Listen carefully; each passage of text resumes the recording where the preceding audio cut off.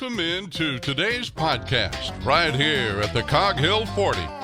Peaches wouldn't let Nugget into the canned ham for this episode, so here's Jason and Brooke. Johnny Carson didn't have nothing on these folks. What is going on, y'all? This is another episode of the Cogcast Podcast coming at you from the windy Cog Hill 40 in the canned ham. And no, this is not Brooke. This is our first ever guest on the podcast. Y'all all probably know who she is. This is Tracy from Just Dig It Farms, and she is a garden expert, which I love to pick her brain, and I'm so happy she is here. I'm excited. I hope so. This is gonna be great. This is fun. Yes. I'm excited. First of all, I guess you can tell everybody who you are. Okay. And what you got going on. All right. So I'm Tracy with Just Dig It Farms. My husband and I own a farm not far from here. Not far from here at all. 30 minutes or so. And we just purchased this farm. Actually, we've been living there 5 years. And it's not really a profitable farm. It's just for our self-sustainability and to feed my passions. So addictions. My addictions for sure. So I have a potage garden, and we grow vegetables and herbs and flowers and roses. We have an orchard, and we are getting into goats, and we have chickens and honeybees. We keep honeybees, so we do honey, and I don't know. We're just a little bit of everything. Yeah, a little bit of everything. A little bit of everything. A little bit of everything. Except y'all have been semi-successful with bees, which we have been a total failure with bees. I think our whole thing with bees is that we started out with the wrong type of bee. You got the mean bees. They were ferocious. It reminded me of the Killer Bee movie. I mean, they were. I will never forget that on our older videos when we would try to work the bees, and we would just be covered in them. And these hardcore beekeepers were like, "Y'all," they would comment in the videos like, "Y'all, something ain't right."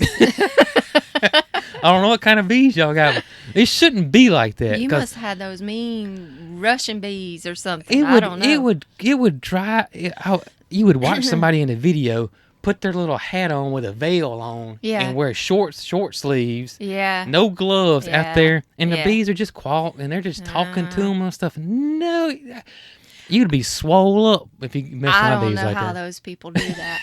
I do not know how those people go out there without suits on. I mean, we are covered. We make sure we have our suits on before we even go. Gene even puts his suit on to cut the grass.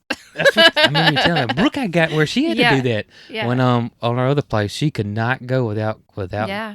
They'd come after her, and it could be a ways off, but that noise. Yeah, that vibration, they don't like it. Woo. Mm-mm.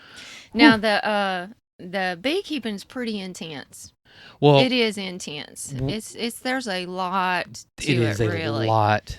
Yeah. To it. That was my biggest thing is that I could not remember when I was supposed to treat for mites, and then when I'm supposed to split, when am I supposed to do this? You're supposed to check it, and it was just way over my head. Well, let me tell you a secret. We're hands-off beekeepers. That's what I tried, and it didn't work for me. And, I'm friends with the Spencers, Chip and Laura. They're hands-off beekeepers. Yeah, we are.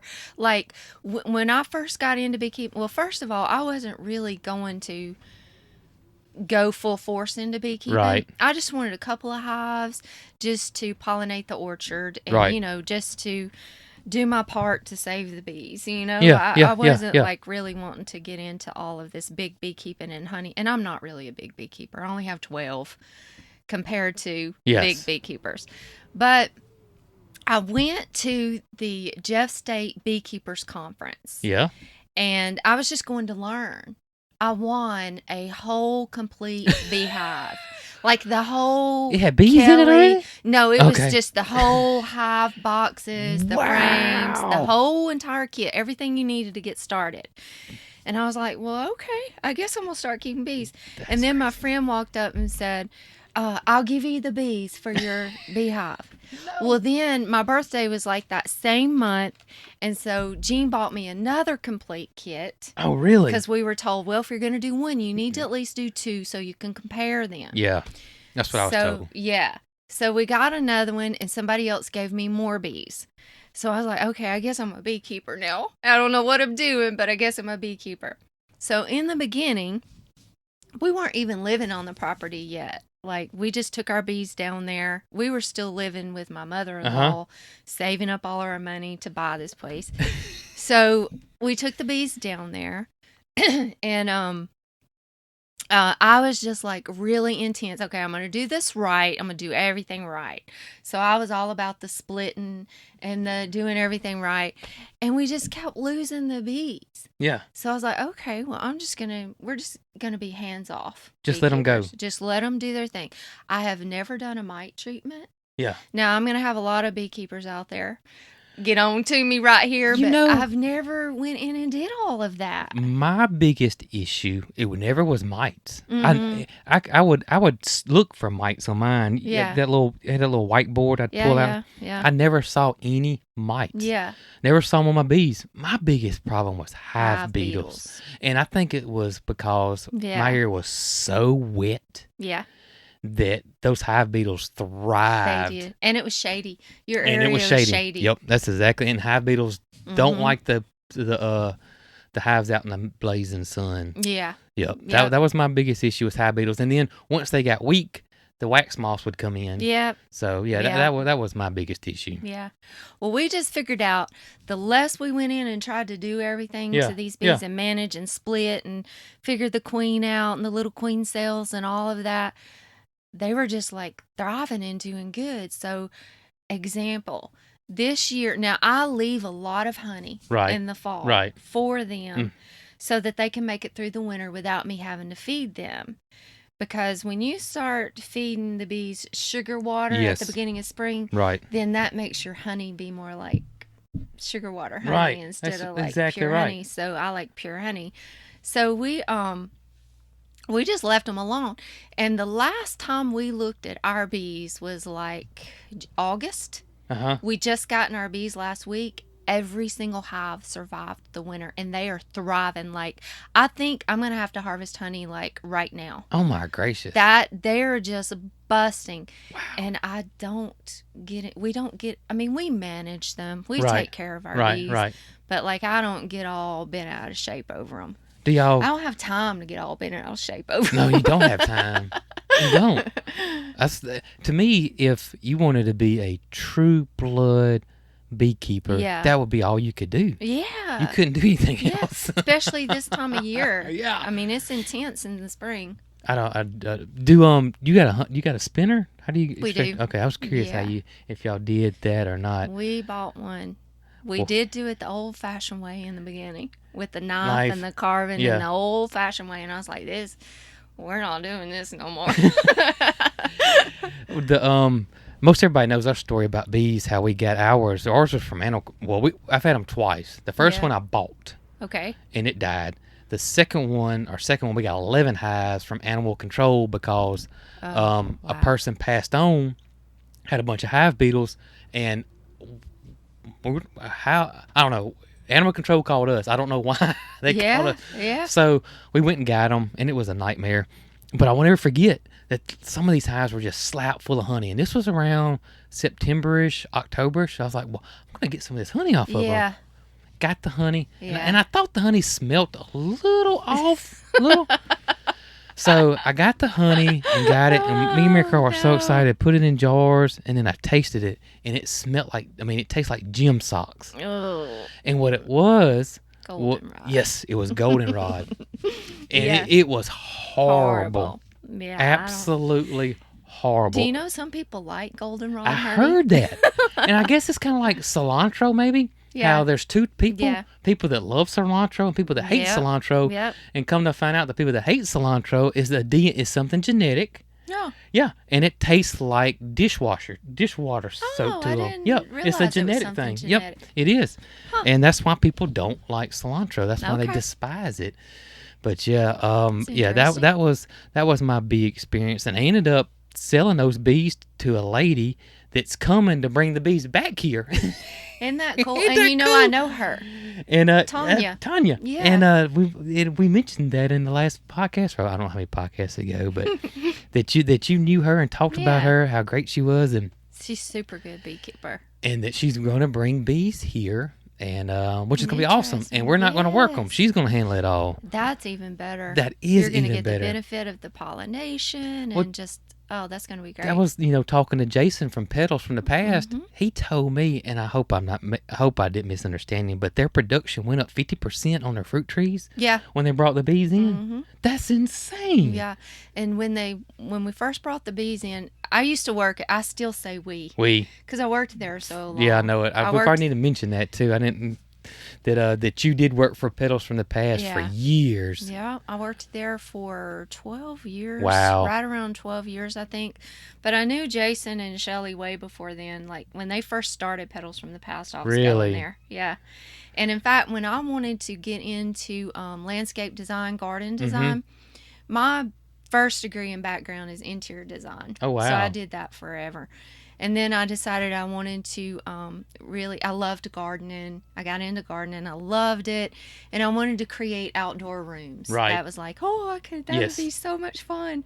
So I hooked up with Jason and went on some of he used to do design work in the beginnings. Really? Yeah, he went out to people's houses and did design work just to get his business right. going, Well, that makes sense. Yeah. Yeah. And I shadowed him on a couple of his jobs. And then we just really connected, because like-minded awesome. people. Yeah, you're right. But then Gina and I started a business doing landscape design, install, and maintenance. Gotcha. We did that for a while, and we actually started that right in 2008 when the economy started tanking. No. So it kind of it didn't work out quite as well as we would like to have. But I went to work for Jason right after that. Okay. So yeah, and loved it. I did the design work there, the merchandising, all of that. If you've never been to Petals, this is an experience. Oh gosh, it really is. It's different than any nursery I've ever been to. It's amazing. And Jason ain't paid me to say any of this or anything. It just is. It really is. It really is a beautiful place. Jason is I get so tickled sometimes because you can start talking about anything in the garden and he gets so wound up and so passionate that you can just tell it. You can just see that there's no joking. He is what he is. Yep. And he is so passionate about gardening. He is. And the whole family is just so knowledgeable. Yes. Like, I learned so much just working there. I can imagine. That's one of the reasons why I wanted to go to work at Petals was I was doing landscape design. Right. Even after we closed our landscape business, I still have my own design business. Got you. So in design school, you learn the basics, just the basics, but you don't really learn plants. No, I wouldn't think so. Yeah. And I was like, I don't want to go around doing these landscapes with knockout roses, boxwoods, all your traditional, that everybody's doing. I didn't want to do that. So I was like, okay, I'm going to go to work at a nursery so I can learn all these more about all horticulture and all these different plants. And that was the perfect nursery. Oh my gosh. It was like going to school every day. I can imagine. I'm a lifelong learner. Like, I hope I'm one of those 80-year-old women that's signing up for a trade school class, Speaking of, we went to the Okie Homestead Conference. Yeah. And so Brooke got to talking to Hidden Heights. Yeah. And she welds and took welding. Isn't that cool? So Brooke is so gung-ho. And that then is so cool. Somebody, one of our followers, sent Brooke a link to a place in Clanton that trade school that teaches welding, and Brooke cool. is, and I told her, I said, do it. She gonna do it? I said, do it. I said, don't worry about it, just do it. It's no big deal, do it. Just learn. So I'm hoping she does it. I really do. And she's That'd like, well, so don't cool. you want to learn how? I said, well, you can teach me. I'm not worried about it. That's right. Yeah. You go learn. You Come go learn home, how to teach weld. me. Yeah. As if I got plenty to do. Yeah. I got plenty to do. So you can be the welder. Isn't that cool? Isn't that cool? See, that's how I feel. Just when you get excited about something Yeah. or passionate about something, or you're like, hey, I'm interested in that, just learn it. Just learn it. Just learn it. You're going to use it somehow, some way. Somehow, especially some with a way. farm. And don't be scared, especially with a farm. Absolutely. You need many different trades. With a Many farm. different trades, especially welding is probably something. Oh, We've already yeah. had our horse trailer breakdown. We had to get a welder come in here and Yeah. fix.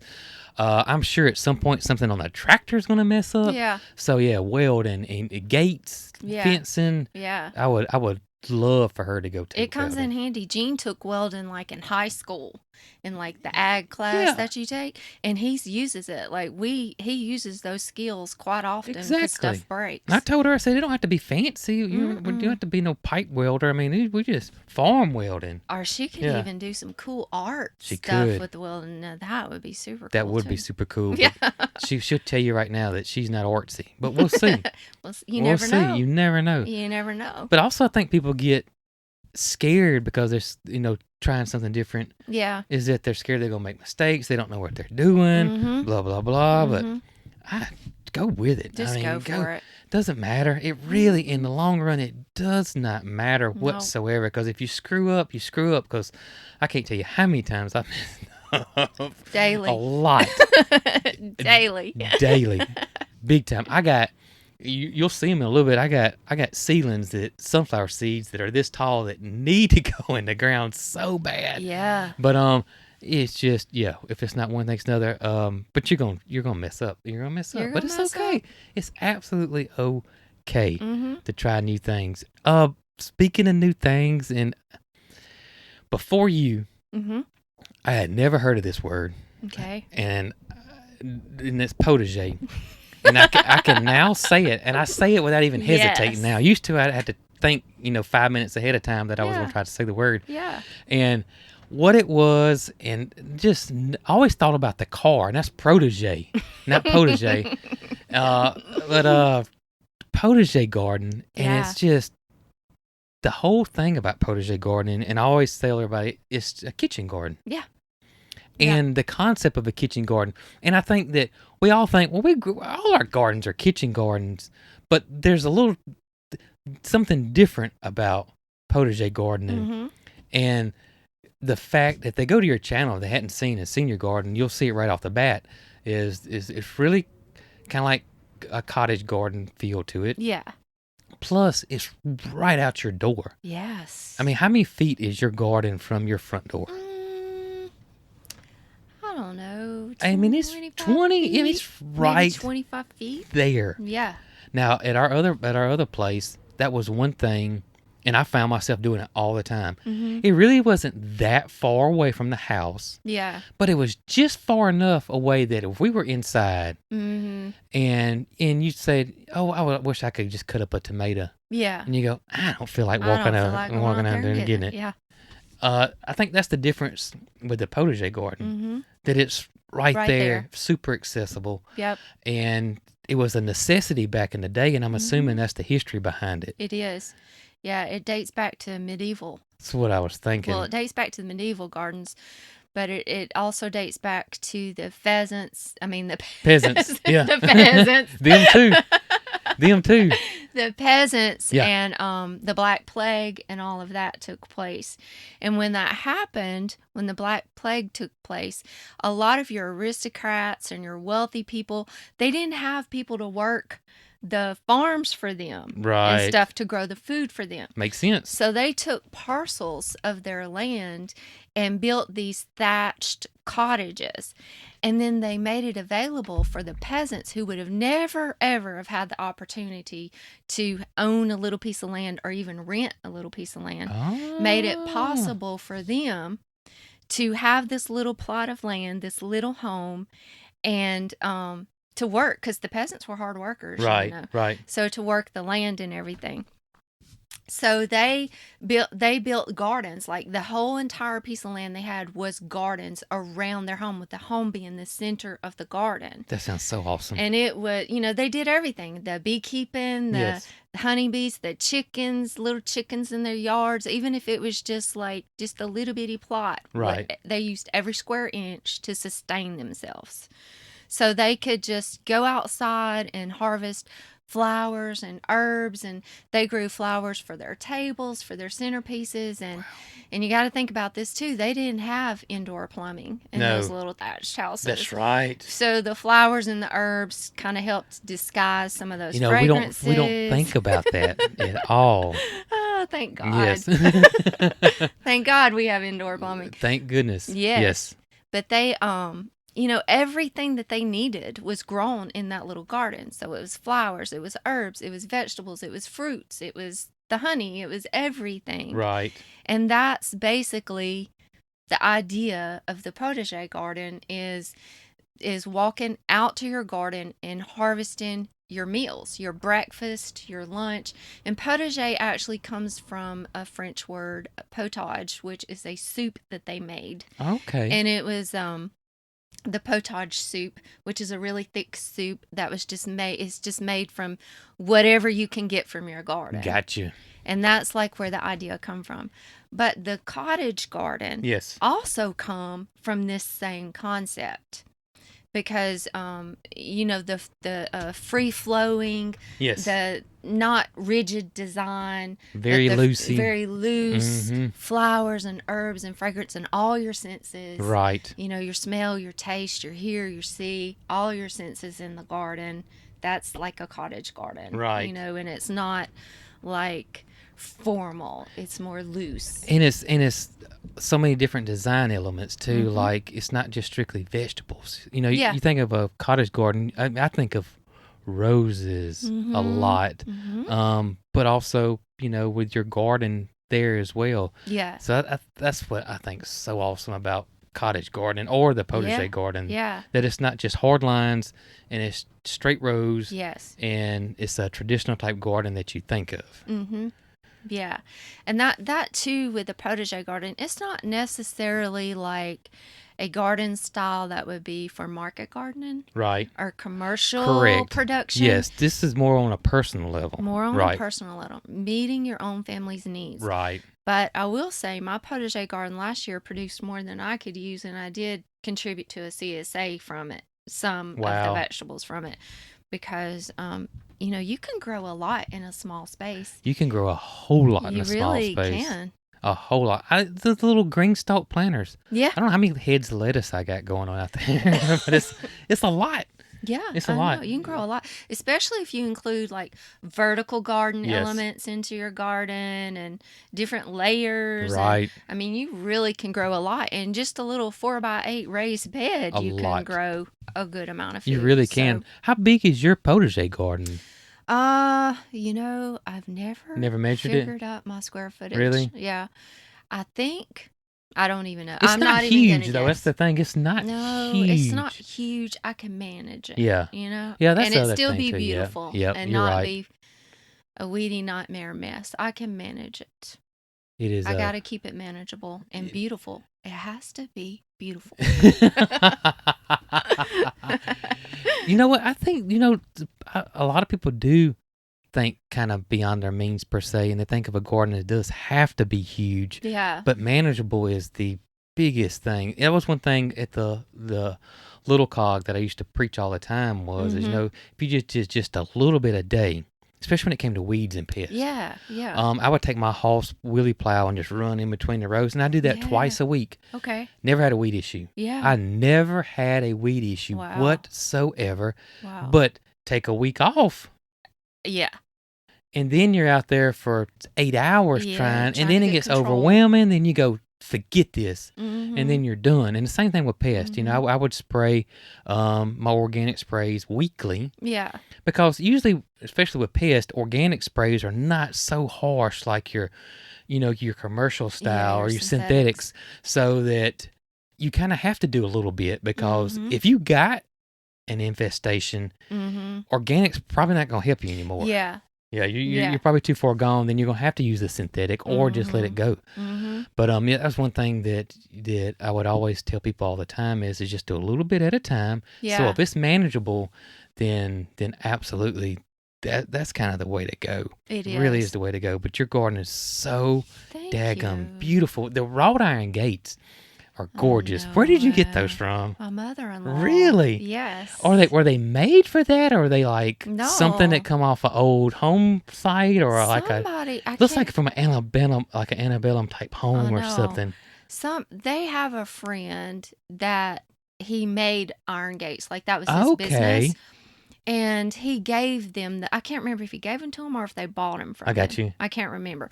But she had them forever. Like she made her like this little secret garden area at her house. And her, let's see, oldest son, middle child son, Mm-hmm. passed away at a Mhm. very young age with cancer. My husband's brother, he passed away with cancer, and we got her this angel statue thing, Mm-hmm. and she had it inside those gates, and we found her some old climbing roses Oh, at wow. a hunting club. Oh, really? Yeah, at an old home place, and actually they were New Dawn is Oh, what really? they were. They How were did- New Dawn and How Dr. in the Van Fleet. world did New Dawns end up at a hunting club? Birds? No, it Oh, it was was planted. it was an old home place. Oh, okay. So they planted it. I got you. And it was actually New Dawn and Dr. Van Fleet. Dr. Van Fleet is New Dawn's sister, Okay. but it's only a spring bloomer. Okay. And then New Dawn is a repeat bloomer. They look exactly the same. And New Dawn, the reason why I know what a New Dawn is Yeah. I grew New Dawns at Little Cog because that Yeah. was one of few roses that I could grow over there that I didn't. They can take a little shade. Well, I did it just like your bees. I didn't do Yeah. anything to it. I just let her go. Just let it go. Yeah. New Dawn is a beautiful old rose, like 1800s. Is that what it is? The 1800s, I think. Don't quote me on that. But Right. I think it's around 1800s. Beautiful old rose. But we had these roses on that gate, Mm-hmm. and just had it just stationary, but you could walk into it, and it was just like her little meditation garden. Wow. You know, she Yes. could sit and think about her son or whatever. And we're downsizing them Mm-hmm. and actually probably moving them to our farm. Oh, wow. So she gave me those gates when we first bought our farm. She was like, "You need these gates for your garden vision." And I was like, "Oh my God." Oh, my gosh. They're gorgeous. Yeah, they make it. They make it it. absolutely does Yeah. make it. Yeah, it's awesome because it has me thinking that I need me some at some point in my potager garden that Well- I'm gonna make in our backyard. I'm excited about your potager garden. That's been one thing, especially when we went and visited yours. I was like, I got to do it. I got to do Yeah. it. And I was trying to figure out where to put our house, depending on how I could do a potager garden in the front. And it ended up where it's not going to be in the front. I'm going to do it in the back. Right. And I got a ton of work because he stripped all the topsoil because he had to build a house there. Yeah. Yeah. But I've since talked to Mr. Greg, and he told me, because I was going to get him to get the topsoil from the pond. yeah. And he's like, no. It's got Yeah. so many roots and stuff in it. Yeah. He said, I'll bring you some that I got at my good, house. So good. yeah, so we're gonna be working on that at some point. Mm-hmm. Is getting that over there, and I'm so gung ho on roses now. Yes. Because that was something that I was just rose dumb and still am. I'm just not as dumb as I was. Like screwing up and telling people to cut all the roses back in Oh. February. Which is not the case. No. Which is not the case. Not all of 'em. Not all of them. Speaking of roses, Mm-hmm. what is your favorite rose, or is that a loaded question? Oh, that's a loaded question. I can't No way. pick a No favorite way. rose. You know, it's kind of I like love them all. Now I all. can tell you which ones I don't like, but there's only like maybe 3 that Yeah. I don't like. Yeah. I love every rose, and every garden deserves a rose. deserves a rose, Every and I agree. garden deserves a I rose. agree. Even if you're not a rose grower. Right. There's roses out there that don't have thorns. Yes. You know, there's every garden deserves And a rose. every color across the spectrum now. Every color across the Yeah. spectrum. Yep. But what I would say for anybody that wants to grow roses, Mm-hmm. go with antique roses. Heirloom, old garden antique roses.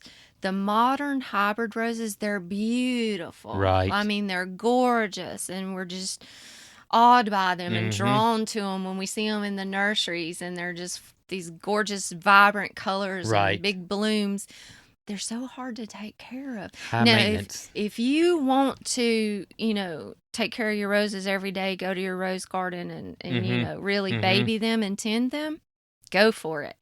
But if you're like me, if you don't want all that maintenance or don't have the time, the time, I probably would just stick with the antiques, the old garden heirlooms, because they are more disease resistant. They've been around forever. They're tough. Mm-hmm. They adapt better to the environment, to the climates, to the situations, and they may still get black spot because we're in the South, right? And they're gonna get black spot. Right. The humidity and heat, they're definitely gonna get black spot. But the difference in the antiques and the moderns, if they do get black spot, powdery mildew, whatever, they'll just slush that off, and keep growing. Your moderns will kill them. I had no idea. That's when in the class where Jason taught about roses at Petals, he was like, if you do see it, give it a little bit something to eat. Yeah. And it'll just regrow, knock that out of the way, and just regrow new stuff. Exactly. And I was like, that's crazy. Yep. But your moderns, you're going to have to spray them with all these chemicals. See, and treat them just to keep them alive. That's why I always thought, because I had the impression that roses were so high maintenance, so because you hear all about it, but that was why. Yeah. Is that, a lot of people were growing these modern hybrids, and they are high maintenance. And they do give roses a bad rep, in my opinion. Yeah. And plus, too, a lot of your nurseries, they're not, maybe, I don't know. I've just been to nurseries before, and you don't see the old antiques. You see the hybrids. Yeah. Yeah. And so if those are being out there being sold, and your Walmarts and your big box stores have the hybrids. So I think that was another reason that contributed to all the bad publicity that roses get, when in reality it's not the case. They're really not hard to grow. The antique roses are not hard to grow. I could not kill a new dawn rose. I've done everything in the world to possibly could have. And that new dawn was it was borderline full shade. Wow. Borderline full shade, and it put on a show. Oh man! Now I didn't get the repeat blooming. I had a long season per se, but I think maybe where the sun adjusted or whatever, that at some point it got in full shade, and that it would repeat bloom, but it was small repeat, and I never cut it. I never cut it. I just let it go. Just let it go. Just let it go. Yeah, just let it go. And Brooke's mom had one on her house. Oh, nice. She had a pergola built off her front porch. Yeah. And she grew a rose on it.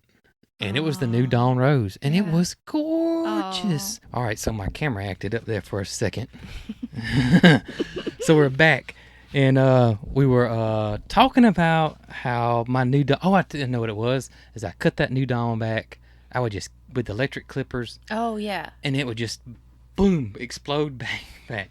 And wow. and I never... I mean... We never did anything. No fertilizer, no spraying, no nothing. Wow. And that New Dawn was so pretty year after. Well, what I remember most about the one is I originally planted it on my raised bed garden because I didn't have a traditional garden because it was goats there. Okay. And my place was so moist in the bottom part that I made raised beds. Yeah. And I had a arbor, and I planted a New Dawn. Now, how I got a New Dawn, I cannot remember. Yeah. But it was luck. It was just pure luck. But the thing I remember the most about it was my garlic I had planted would bloom at the same time as my New Dawn. Okay, cool. So when my New Dawn was going, and it was the garlic I had was a garlic that my dad gave me that he got from an old homestead site of a man he knew that just grew it. And I'm thinking it was elephant garlic is what I think it was. But it always bloomed at the same time as my New Dawn rose bloomed. And they were so pretty because they were so close to each other. Yeah, be pretty together. But that goes to show you that you can grow vegetables and at the same time. And the vegetables are just as beautiful as your as your flowers and They stuff are. were. Yeah. And the garlic and the rose was a good companion together too. Really? And I didn't even know that. Yeah. Yep. Really good companions together because the garlic puts out that fragrance. Yes. That garlic fragrance, even in the bloom, has that fragrance. And that's a pest confuser. So pests like aphids that attack roses, they don't like the smell of the garlic. Really? So they work together like that. So That's that was a good companion. By accident. Yeah, isn't that By cool? accident. And that garlic, I would pull up what I wanted and leave it alone and always had garlic the next year. Always had garlic the next year. Sure did. Very neat. But I wish I would have saved some of it, but I don't have any of it anymore. Man. that was dumb on my part. Dumb. I don't know what kind it was. I made several videos about it and had a lot of people say that they thought it was elephant because it was big. It was really big. It was really, really big. Could it have been a leek? Well, of course, the elephant garlic is a leek. Yeah. Technically. So, but it was strong garlic flavor. It was strong. Yeah. And then we treated it just like garlic. We would take it and cook it and eat it just like garlic. We would store it. Brooke would always put it in a paper sack and put it in the bottom of the pantry, and it would last all year. Yeah. I mean, all year. If we needed garlic, we just pull it out and have garlic. So. I had some that was like that. In fact, when I first got into gardening, we lived in Clanton. We moved to Clanton. Jean's business moved to Central Alabama. So we moved to Clanton, and I started this little tiny herb garden. That was my first garden ever. Herbs. I fell in love with herbs. Well, on this side of us was an older gentleman named Mr. Williams, and he always had a garden over here. It wasn't even his land. He lived across the road, but they always let him garden this little plot over here. That's so awesome. And then on this side of me was Mr. Smitherman, and he always had a garden. And the two of them were like in this competition together, to see who could grow the biggest, best tomatoes and who could do this and who could bring me the most vegetables. That is so funny. Every day I would come home and on my little porch would just be this stack of vegetables. And one day I didn't know what a rutabaga was. Like, I really was a city girl. Right. And so he brought one of them, Mr. Williams, brought me this basket of rutabagas, and he was like, "I brought you some rutabagas, girl." And I said, "I don't even know what a rutabaga is." But the two of them taught me so much about gardening. I would just spend hours over there with them, talking to them and learning from them. Wow. But Mr. Williams had this garlic. Sounds exactly like yours. It was really a leek, an elephant garlic. I held on to that garlic for years. In fact, when we moved to this property, I still had some of those cloves that I had just continually saved and planted them, but they died. I had just stuck them out in my orchard, and I don't know what happened, but they didn't make it, and I was really sad about that. Well, now that I think about it, my dad had these planted, he just planted them in the ground, like in his front yard, and that's where I dug them up at. I'm wondering if he still has some. Now that I think about it, I need to go over there and go look. Should go check. I really need to go over there and go look. Yeah. Because it was pretty darn awesome. Speaking of rutabagas, I grew them year before last, and was successful at growing them. Have you ever grown rutabagas? Yes. We love rutabagas. Now I've always eaten rutabagas.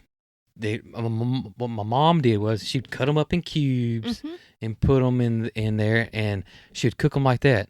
Yeah. But the best way I've ever had them is Scott's rutabagas. Oh, okay. How's Scott do it? Whipped like mashed potatoes. Oh, like mashed potatoes. Yeah. And they are delicious. They're good, to me, it's even better than mashed potatoes, which is saying something because I love me too. Mashed potatoes. Now, but does whipped he rutabagas. use real potatoes too, and some rutabagas, Nope. or is it just rutabagas? Just rutabagas. Oh. Yep, just rutabagas. Okay. I can't remember if that's in his cookbook or if I Googled it and found it. But whipped rutabagas, and I want to say that you put maybe a little bit of nutmeg or some type of spice like that in there.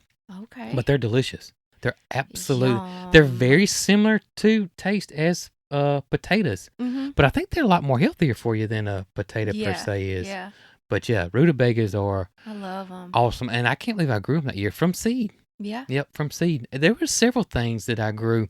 See, here we actually can grow more in the fall and winter garden than we can in the summer, which a lot of people think that's crazy, but we can.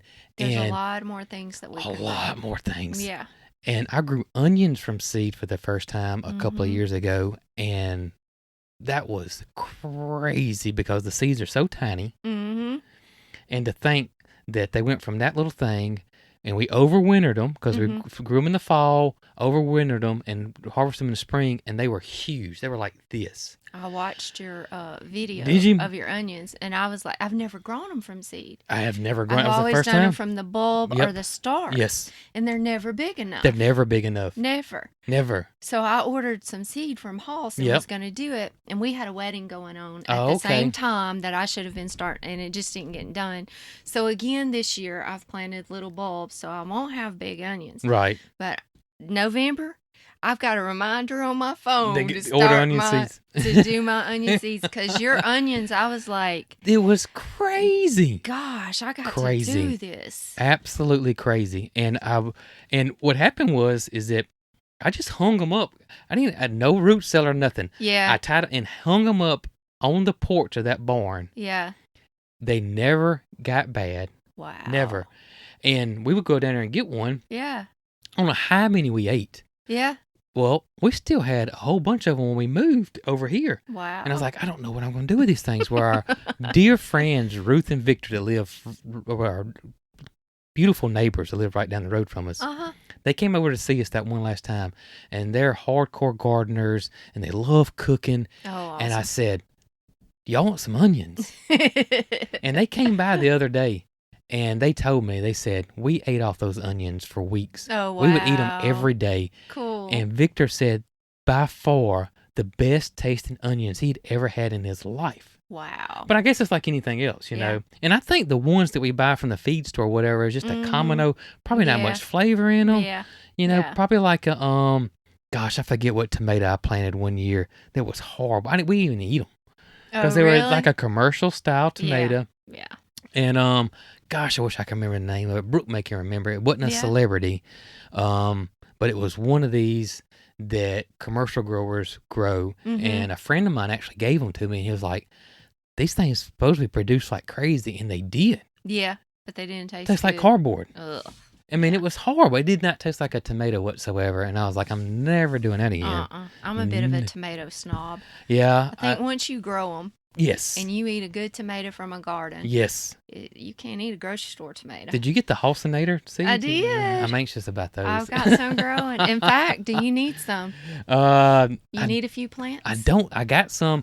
My biggest problem is, or what mistake I made this year, is that me and Marycarl started seeds, and we did our flowers, labeled them, then we did our tomatoes, and we didn't label them. Oh no! So I got, I got Mountain Vineyard, I got Sun Golds, I got Halcinator, and I got Red Snapper. Okay. But I don't know which one's which. Oh no!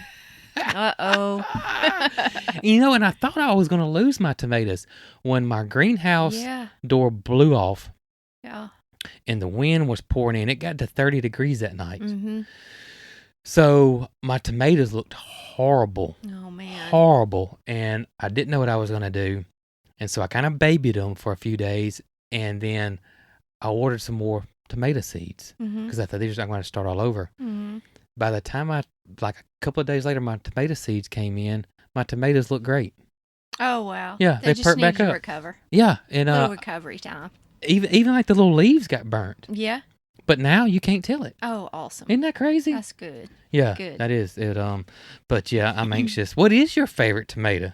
My favorite tomato probably is Cherokee Purple. Yes. I love Cherokee Purple on a tomato sandwich.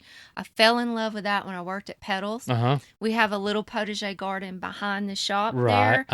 And that we grow vegetables back there, and that's just strictly for educational purposes and display. Right. And for us to eat, for employees, that was our lunch during the summertime.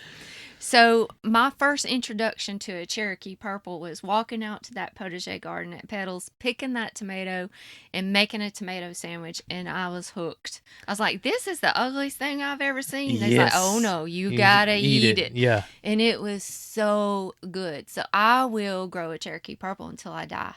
They are delicious. I've had three. Good. I've had 3 life-changing moments with tomatoes. Mm-hmm. First one was the Radiator Charlie.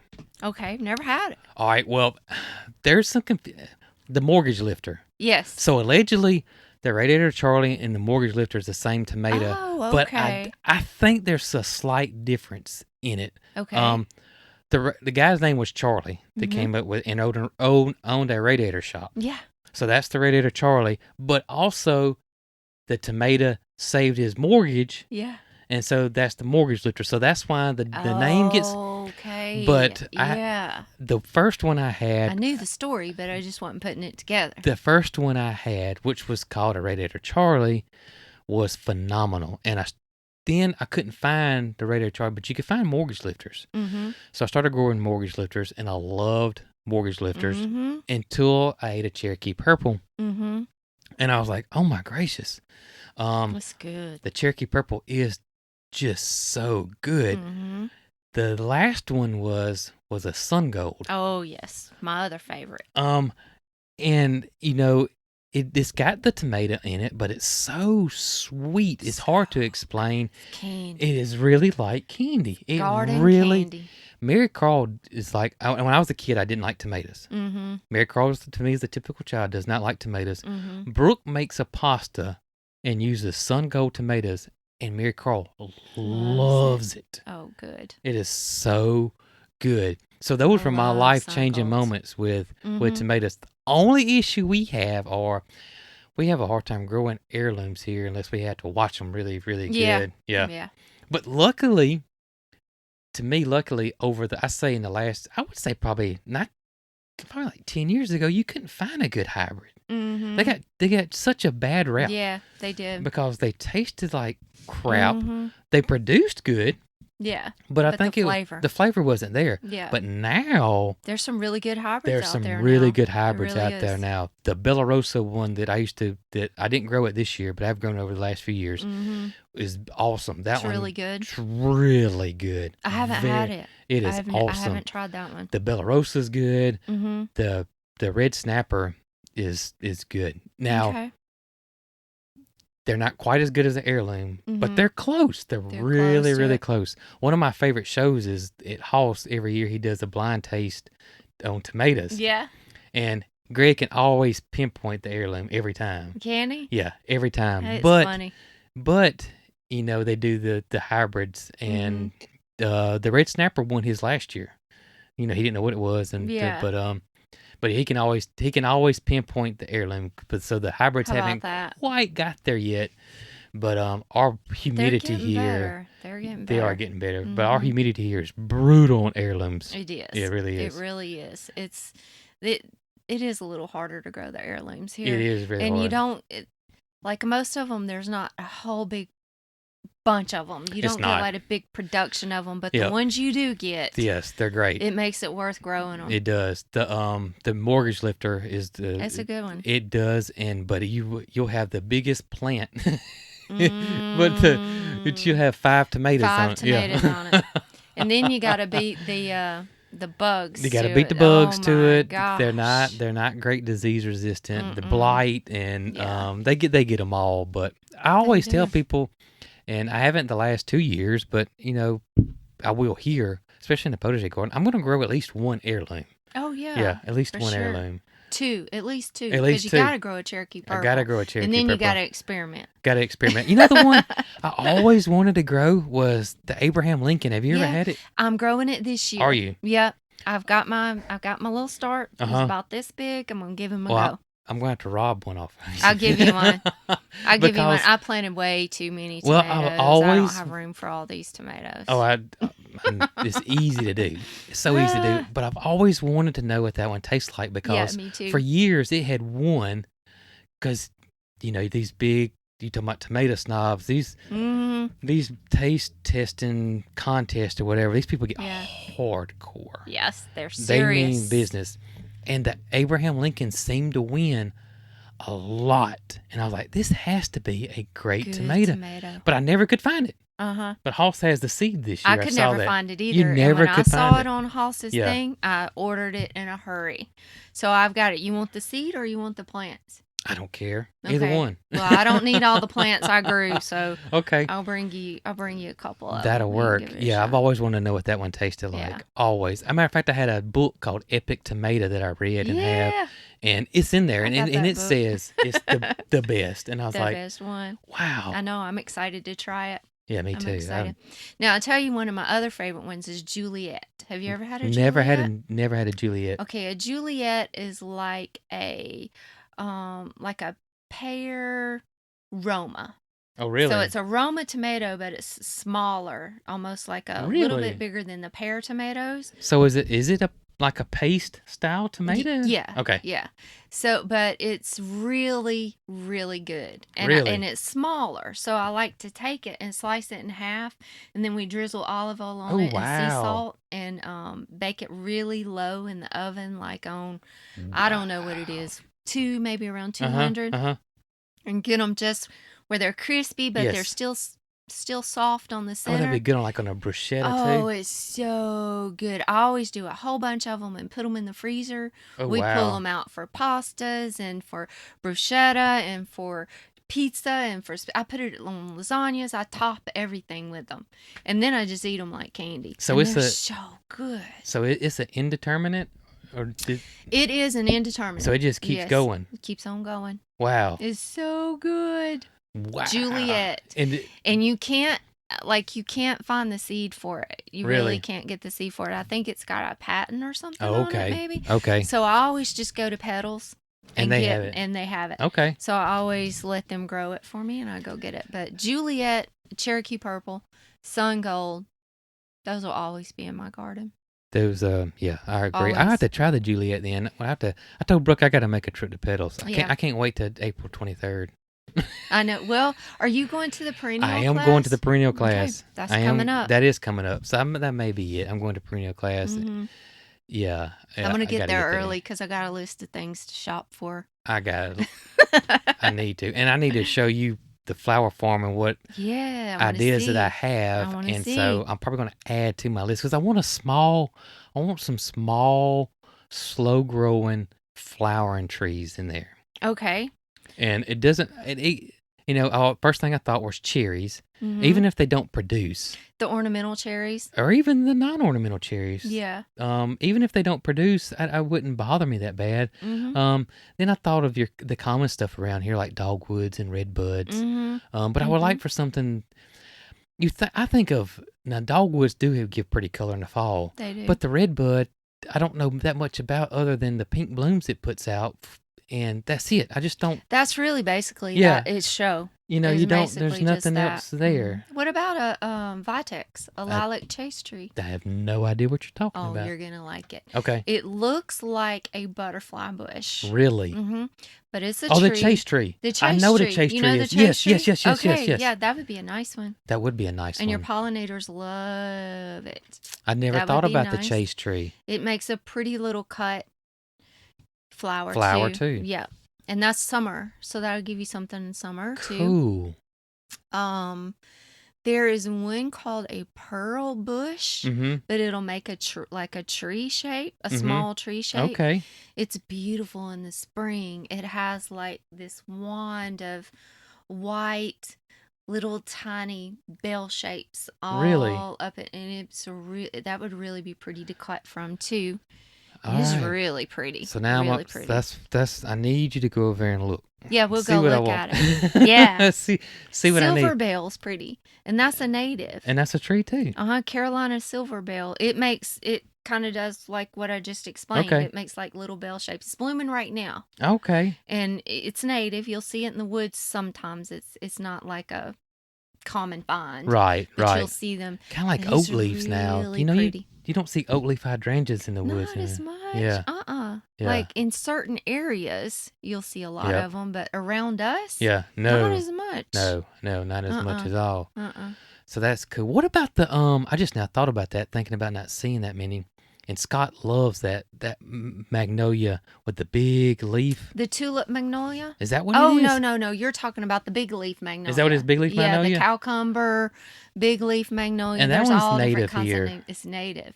I just don't ever see it growing anywhere. It's definitely a shade. So it needs like shade. It needs full shade. Gotcha. But it doesn't It's get in very the big, though, does woods. it? It can. It can. Okay. It can. Okay. But most of the time, you just see it like understory, Right. under the canopy Right, of right. bigger trees. I got you. But it is so, that bloom on that It's a beautiful, thing, and the leaves and are the so beautiful. leaves Yeah. so pretty. They really That's are. a really pretty one. Wow. But yeah, that wouldn't work out here. No, too much sun. Too much sun. That's all I got. In my other place, I had no sun. No Yeah. sun and no wind. Here, I got nothing but sun, and the wind just blows all It the is time. really windy here for real. Every time I go, feels like Pedals. Yeah. Because, Yeah. before I moved here, if we ever went to Pedals, we'd always say, bring your jacket, Bring because your it's jacket. the wind blows at Pedals all the time. All the time. And here, it's almost the exact same way. That's cool. Yeah, and I'm You thinking, must be like up on a I think I am, because if you notice, the tree line behind us is low. Mm, And so that doesn't stop any wind. And then Yeah. I kind of think I'm up high, and then I got a big pasture across the street and a big Yeah. pasture over here. yep. So there's nothing that stops the wind from Yeah, blowing. So you're just getting it. I'm getting it, which right now may be a little pain, but I'm thinking those 10 months of Summertime. summer we have, You're that gonna be wind's gonna be thankful for nice. it. I know. You're going to be thankful for this breeze. I really am, because at the other place, it was brutal. It was absolutely brutal outside during the summertime, because there was zero. And I'd be like, can the wind just, and every now and then, and I mean rare, every now and then I would get a little breeze. Yeah. And it was like instant, like, oh Oh. my gracious.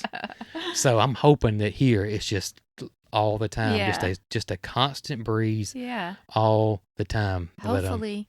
And hopefully. hopefully it's not a hot breeze. I hope not either. Fingers crossed. A warm breeze. Yeah. Fingers crossed. Yep. Well, I thank you for coming. Oh, We'll have to do this again. I'll 'cause talk we about didn't even- gardening and plants all day long. We didn't even scratch the surface. We didn't. No, we didn't. Not at all. But thank you so much for coming. Oh, I enjoyed it. And now we got to go look at my place, and I got to pick your brain. Awesome. I'm excited about it. And I'm excited about our event coming up. Yes. Oh, I'm It's gonna glad be you said that, fun. because we do need to mention that. If you would like to meet Tracy and myself, and gosh, let me see, because I know I'm going to forget somebody. But we got Wes and the Blairs from the Naked Hog Yeah. coming. We got Cattywampus Acres coming. Mm-hmm. We got who else am I missing? Us Us. and y'all. Yes. So that's the 4. And then we got Lake and Lace. Simply Lake and Lace, Yes. Holly Minor, Uh-huh. and Kayla Friday with Little Cahaba Junkin. Those are both, they do a lot of decorating Right. channels and stuff. Some gardening, some decorating, thrifting, that kind of thing. Gotcha. And we got Greg and Sheila. Oh, Well, Hoss. Greg and Sheila. So I knew I was forget somebody. So Hoss Tools will be there.